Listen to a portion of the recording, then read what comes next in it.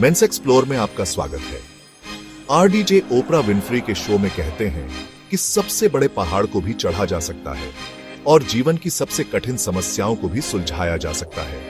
असल में समस्या केवल एक चीज है, डिसीजन लेना। डिसीजन का मतलब है कि आप जीत के अलावा किसी भी दूसरी मानसिक स्थिति को खत्म कर देते हैं।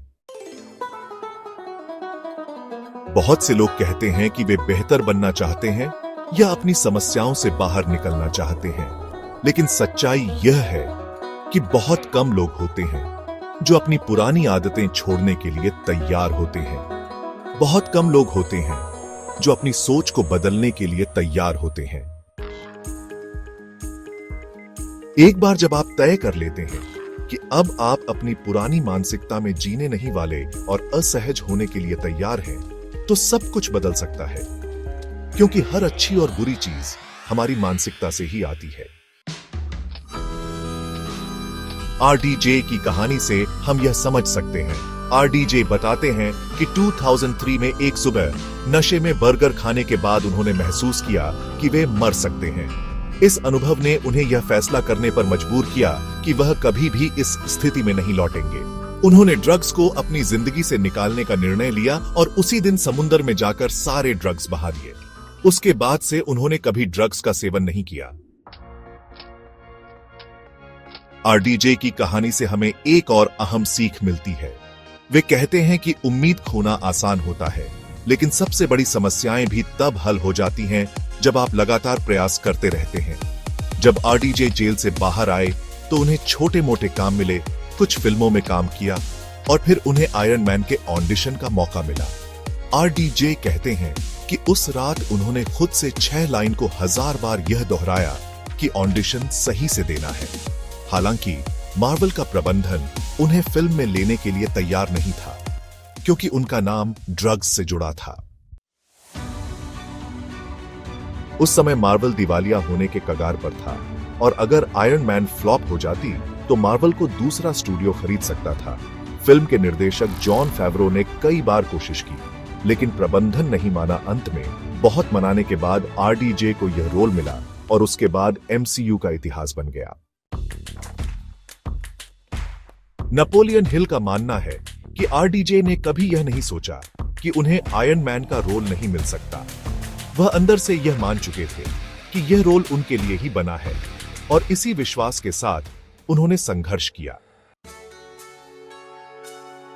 आरडीजे ने अभिनय की शुरुआत बचपन में की थी और 5 साल की उम्र में ही उन्होंने पहली बार फिल्म में काम किया था। आपको जानकर हैरानी होगी कि आरडीजे का ड्रग एडिक्शन 6 साल की उम्र में शुरू हुआ, जब उनके पिता ने उन्हें गांजा का कश लेने के लिए दिया। आरडीजे कहते हैं कि उस समय नशा करना कूल माना जाता था और उनके आसपास के लोग यही करते थे, इसलिए उन्होंने भी इसे अपनाया। 20 साल की उम्र तक आरडीजे ने हॉलीवुड में काम करना शुरू किया और नाम कमाया, लेकिन 1995 तक उनका ड्रग्स पर नियंत्रण खत्म हो गया और 1996 से 2000 तक कई बार गिरफ्तारी और जेल का सामना किया। 2001 में जब आरडीजे जेल से बाहर आए तो उनकी जिंदगी बहुत कठिन थी। उनकी पत्नी ने उन्हें छोड़ दिया था, उनके पास पैसे नहीं थे और कोई भी फिल्म निर्माता उन्हें काम देने को तैयार नहीं था।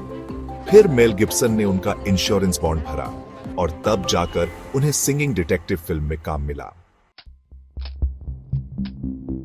2003 में आरडीजे को सूजन लेविन से प्यार हुआ और सूजन की शर्त थी कि वह तब शादी करेंगी जब आरडीजे ड्रग्स छोड़ देंगे। इस समय आरडीजे ने जीवन में अनुशासन की आवश्यकता महसूस की और उन्होंने योग, ध्यान और विंग चन की ट्रेनिंग शुरू की। विंग चुन के अभ्यास ने उन्हें आत्मनियंत्रण की ताकत दी, जिससे उनका आत्म अनुशासन मजबूत हुआ।